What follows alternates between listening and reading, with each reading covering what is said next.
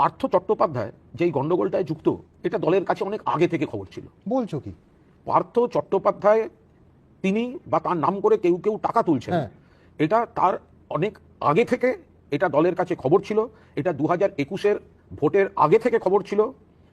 সেই কারণেই মূলত পার্থ চট্টোপাধ্যায়কে শিক্ষা দপ্তর থেকে দেওয়া হয়নি, এবং সেই কারণে পার্থ চট্টোপাধ্যায় ক্ষিপ্ত হয়ে গেছিলেন। কিন্তু এই ঘটনাগুলো দল তাহলে বাড়তে দিল কেন?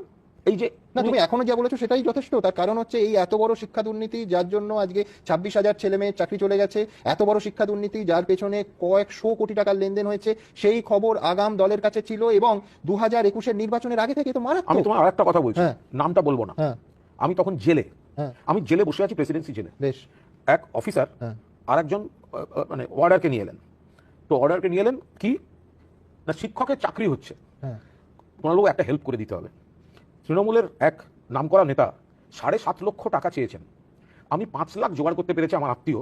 আপনি যদি একটা চিরকুট লিখে দেন তাহলে যদি বাকিটা মকুব করে দেয়, মানে ঘুষের যদি ডিসকাউন্ট হয়, কারণ আমি কোনোভাবে টাকাটা জোগাড় করতে পারছি না। এবার এই সব, তার মানে সেই লোক এখনো গড়াদের বাইরে আছে। তিনি পার্থ চট্টোপাধ্যায় নন, তিনি মহা দাপটের সঙ্গে ঘুরে বেড়াচ্ছেন এবং প্রবল প্রতাপে ঘুরে বেড়াচ্ছেন এবং মন্ত্রিসভার মধ্যে রয়েছেন, মন্ত্রিসভার সদস্য। কেউ না কেউ তো অন্যায় করেছে, চাকরি পেয়েছে, কিন্তু বাকিদের একটা ভয়ঙ্কর কষ্টের মধ্যে পড়ে গেছে। একদম।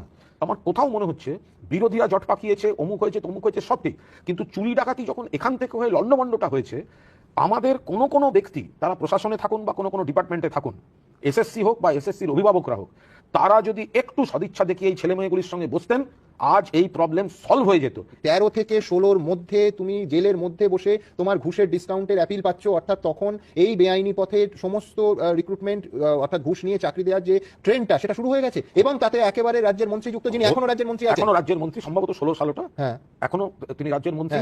এবং 2021 সালের আগে আমাদের দলের কাছে স্পষ্ট খবর ছিল এই পার্থ চট্টোপাধ্যায় বিপুল টাকা তুলছেন, এবং কোন কোন লোকের মাধ্যমে তুলছেন, কোন জেলায় তুলছেন, এই খবর পর্যন্ত কিন্তু ছিল।